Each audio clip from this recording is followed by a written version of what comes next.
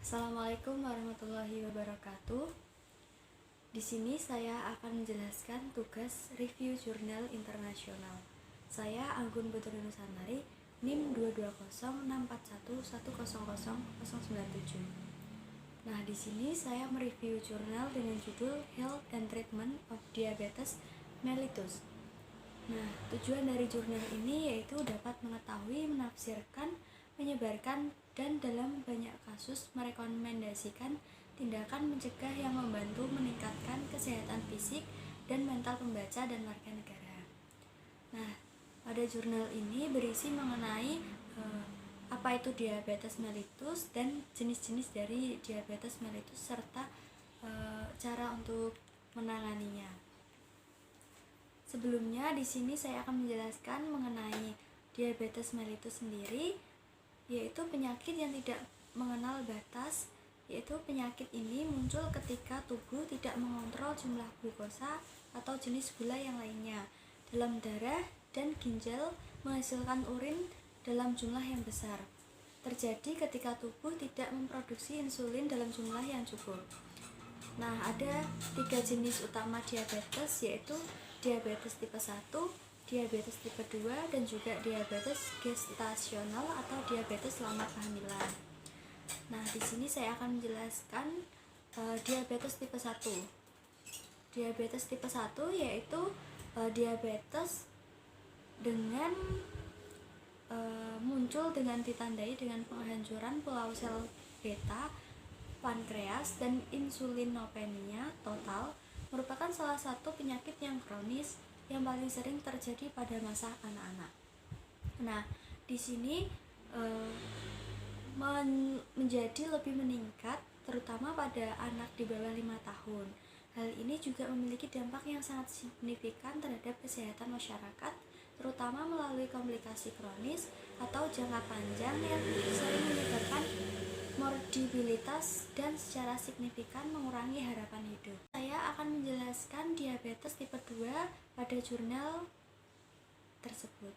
Nah, di sini berisi bahwa diabetes tipe 2 merupakan penyakit kronis, degeneratif, dan tidak dapat disembuhkan namun dapat dikendalikan. Dianggap sebagai salah satu penyakit yang kronis dengan dampak terbesar dalam kualitas hidup penduduk dunia dan merupakan masalah kesehatan yang sangat nyata, termasuk dalam kelompok penyakit yang menyebabkan kecacatan fisik karena berbagai kesulitan multi organ. Di sini pada jurnal ini juga membahas tentang diabetes mellitus gestasional, yaitu di mana hal ini terjadi intoleransi karbohidrat yang didiagnosis selama kehamilan. Nah, prevalensi penyakit ini kurang lebih sekitar 2-5% dari kehamilan normal dan bergantung pada prevalensi diabetes mellitus tingkat tipe 2 pada populasi. Nah, mereka juga menyatakan bahwa prevalensi penyakit ini pada tingkat global bervariasi dan sekitar 1-14% menurut WHO. Nah, menganalisis populasi, mereka menganggap bahwa Meksiko hal ini mempersulit 8 hingga 12% kehamilan.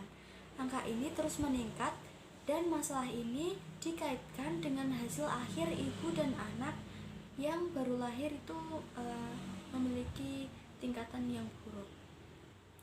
Nah, di sini juga beresiko terkena diabetes tipe 2 antara ibu dan anak tersebut pada tahun-tahun setelah kehamilannya, dan anak-anak mereka juga beresiko lebih tinggi terkena obesitas dan juga diabetes. Untuk selanjutnya ada populasi genetika populasi, di mana distribusi gen dalam populasi dan faktor-faktor yang mempertahankan atau mengubah frekuensi gen dan genotip dari generasi ke generasi menjadi pilar fundamental dalam studi evolusi manusia dan pemetaan genetik. Nah, hal tersebut menjadi evaluasi bahwa mempengaruhi perkembangan diabetes.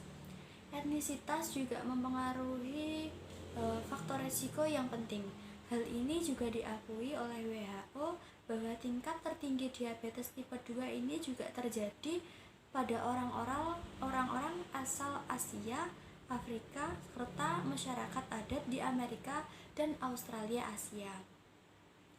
Nah, di jurnal ini juga menjelaskan bagaimana cara untuk mengurangi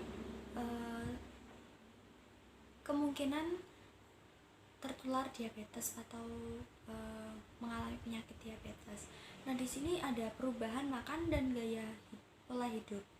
Asupan kalori yang tinggi pada pola makanan saat ini dan gaya hidup yang tidak banyak bergerak menjadi salah satu penyebab utama peningkatan obesitas di masyarakat.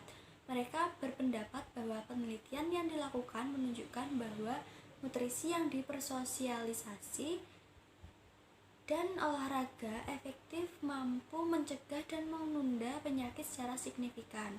Nah, mereka juga menganggap bahwa aktivitas fisik yang sedang dan dilakukan secara terus-menerus atau teratur itu mampu menjadi pencegah dan pengobatan. Nah, di jurnal ini juga menyajikan pesan cara membantu untuk mengurangi kemungkinan tertular diabetes. Salah satunya yaitu harus meningkatkan aktivitas fisik, menjalani pola makan yang sehat dan baik dan seimbang, terus mencapai berat badan yang sesuai dengan ukuran tubuh dan mengurangi kebiasaan negatif. Contohnya yaitu merokok. Nah, di situ adalah beberapa review jurnal yang saya review. Mungkin sekian dari saya. Wassalamualaikum warahmatullahi wabarakatuh.